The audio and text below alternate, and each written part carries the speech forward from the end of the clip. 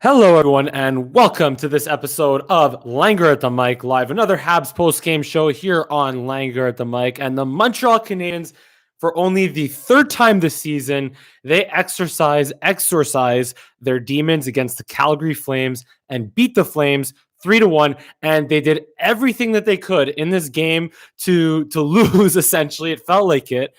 And like with the really bad second period that they had, with the fact that they had probably five missed chances at the empty net late in the game there. And the fact that Jake Evans, because of the icing, Jake Evans had to take one of the most important faceoffs of the year, and he lost it cleanly to Sean Monahan. But you know what? I don't care what anyone says on Twitter or in the comment section. By the way, leave a comment as usual in terms of what your thoughts were on this game as usual. I don't care what you say, though. I am going to get excited about this game. I'm going to get excited about this win because this was a really, really important win for the Montreal Canadiens in the standings. And again, it's just the third time this year they beat the Calgary Flames, and they found a way to make it happen. And thank God that the Habs don't have to play the Flames again this season, because just whatever the reason is, just they're just a bad matchup. They're just a bad matchup because the Habs just can't handle the Flames' work ethic and their forecheck, and just, like they're not a good matchup for the Canadiens. But the Habs found a way, and they still have to play the Ottawa Senators, I think, at least once this year again. So, oh well. But you know what? Again, despite doing everything that they could, to lose against the Calgary Flames tonight, the Habs came up with a huge win for their chances at making the playoffs. And I can't believe I've been streaming for 1:50 already without mentioning number 22, Cole Caufield, making his NHL debut. And okay, he didn't score, so no, he's not a bust. He didn't score. But he did a lot of really, really good things. Some really nice plays that I noticed in the offensive zone. Just his stat line for the night. He played quite a bit. He played on the Tatar and Deneau line, which honestly should have been the case as soon as Gallagher got injured. Like right away, as soon as Gallagher got injured, it should have been like, okay, we got to call up Cole Caufield right away. Get him in a couple of games. Let's see what he has, or at least after his debut. But look, Caufield on the night, he played. What was it here? I'm just pulling it up over here. It's always like whenever you're looking for a name on the stat sheet, you can't find it there. So 15 minutes, 40 seconds. Caufield played. He led the Habs, or tied for the most, with 4 shots on net with Joel Edmondson, interestingly enough. But what I like the most about Cole Caufield is just what we've seen at Wisconsin, what we saw in the 2 games with the Laval Rocket, what we saw at the U.S. National Development Team, is that just he has that automatic instinct to get the puck on net. He does it without thinking, and he'll do it from whatever angle. He doesn't care. If he has a chance to put the puck on net, he will do so. And he had a clear chance. I think right on this first shift, I personally got really, really excited on his first shift of the hockey game. Gets a shot, gets a clear chance down the right wing, takes a nice pass from Tatar, and I think he just put a little bit over the net. And I was thinking, I originally thought that Markstrom got a piece of it, but I don't know if Markstrom did. So it's almost like, man, he just adopted all the bad habits the Habs had in missing the net all this time. But besides that, look, I mean, there was a couple of chances where he shot from a dead angle, where even from behind the goal line, it was an accurate shot to the high corner of the net. And Jacob Markstrom, he was bothered by it. It challenged Jacob Markstrom from a dead angle, and he gave up a bad rebound, and Deneau was right there to whack at the second chance. And obviously Sheldon, my friend in the comments here, with that number 22 on his back, Caufield reminds me of a legendary Habs winger, John Scott. You could also think of the other Habs legendary defenseman, Carl Alsner. Okay, I won't mention Carl Alsner, but yeah, man, look, Caufield, love the way he played tonight. Look, the way the game went, there weren't as many. It was a tight hockey game. The shots were this was a meme. The shots were what was it, 3-2 or 6-5 after one period? Come on. They were 6-5 after one period. At one point it was 3-2 the shots on net up until 5 minutes left in the first period. A couple other things I want to mention. The only thing I didn't like, or what was weird, is that Caufield got the first look on the power play, which was great. He got his first shift on the power play, and he did a really smart thing by trying to force the Flames to touch the puck to give the Habs more 5-on-3 time. But the only problem is that now the Habs out of 5-on-3. This was like seconds into the first power play, so it wasn't that long. Caufield couldn't have been that tired, but they took Caufield off and put Shea Weber on, who ended up scoring the goal, which was a very nice goal, by the way. Very nice set play and full marks for the Habs getting the goal. But the fact that they took Caufield right off once they got a 5-on-3 and they put Weber on was a little head scratching. But again, Weber made the right play, and it was a really nice set play where Petrie fed Tatar down low, and Petrie walked across the Flames penalty killers to try to divert their attention to their right, to Petrie, which opened the shooting lane for Shea Weber to take, his bullet one-timer, which for a rare time this season, okay, fine, it was his I want to say his seventh goal of the year, sixth goal of the year, not off by much, but yeah, he did finally the right thing by getting the puck on net and scoring, because Weber has been challenged at finding the puck, at getting pucks to the net all year, as we know. But maybe it just took the 5-on-3 to open up more time and space for him, and that set play to open up the shooting lane. That was perfectly well executed by the Canadiens on their on that power play goal there. And I saw, what was it? That was the dead angle shot I already mentioned. Didn't really do much in the second. Like that whole second period was just kind of like a poop show. It was just a very boring second period. The Habs, they barely touched the puck for the first 10 minutes of it. But Caufield, a couple of nice things in the third period. He created a turnover on a forecheck in the deep or behind the net, and that's what led to the Flames turning it over and Tatar getting a nice scoring chance. It would have been nice if it was the other way around. If Tatar had had been on the forecheck and Caufield had benefited in the slot with that chance, Markstrom made a nice glove save on Tatar, and also again there was Caufield with a nice dead angle shot attempt. Look, honestly, like I said, what I love about Cole Caufield is his killer instinct to just to shoot the puck on net quickly and make things happen. Because the Habs, Caufield compared to other Habs forwards, they'll think too much before they put the puck on net. They won't make they'll let the goalie kind of settle in and buy the fact that they're going to shoot on net. Whereas Caufield, and then if they shoot, it's an easy save for the goalie or they'll miss. Whereas Caufield He'll just put the puck on net from wherever. He doesn't care, and he'll try to surprise the goalie. And, it hasn't worked in one game in the NHL. It has not worked, or has worked because it created some really nice scoring chances, but just hasn't led to a goal just yet. But he'll get his chance to score plenty in this league. I can already tell, because he's already done it at the U.S. National Development Program. He did it in Wisconsin. He did it in 2 games in the AHL. So it's a matter of time before he does it at the NHL level, even at 5'7", 165-ish pounds. But look, Tyler Toffoli, just whenever the Habs need something, need a goal, whenever they're pressing and it's a challenge, Toffoli is one of the few Habs forwards that just finds a way to score goals. What Toffoli doesn't do is skate, because Toffoli is not the fastest skater, but he is just really, really smart with the puck on his stick, really, really smart at just having a knack to finish and to score goals. And he scored, it's what was it, his 25th of the year? 25th of the year, and he almost scored his 26th again in one of the 5-6 chances that the Habs missed at the empty net there late in the game.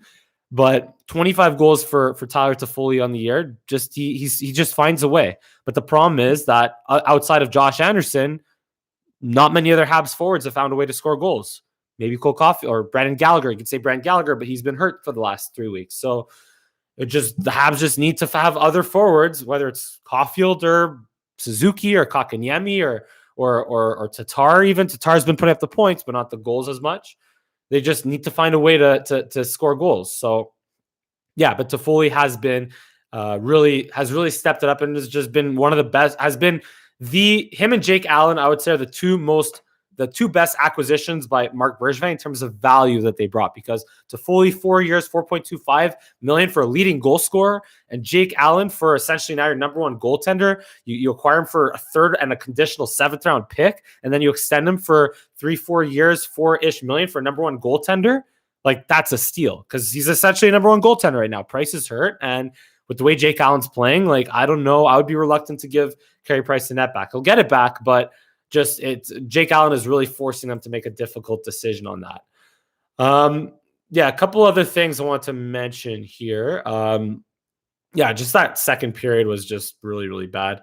The Flames just got early pressure, and just the Habs, they just barely touched the puck. Shea Weber had like a 3-minute shift to start the period, which is just not good. It's almost like they're trying to wear him down. Weber played another 23 minutes tonight, which I, again, have been advocating that is not good. But you know what? I will say this. I will say Weber, there was a couple of moments where Weber gave me anxiety because it's like him and Sherratt were like close together and bad at their gaps, and they would allow someone to walk down wide open on the far side on the rush, but the Flames never found that open guy except for on the penalty kill where it was Johnny Gaudreau made a really nice cross-seam pass to Elias Lindholm. That's how the Flames got their goal. And that was because it was between Sherratt, Lehkonen, and Weber. Just no one covered that passing lane. But besides that, I actually really liked Weber's game tonight. But I don't want to see him playing 23 minutes a night going forward. I mean, this was an important game. So yeah, tonight, sure. And he played well tonight.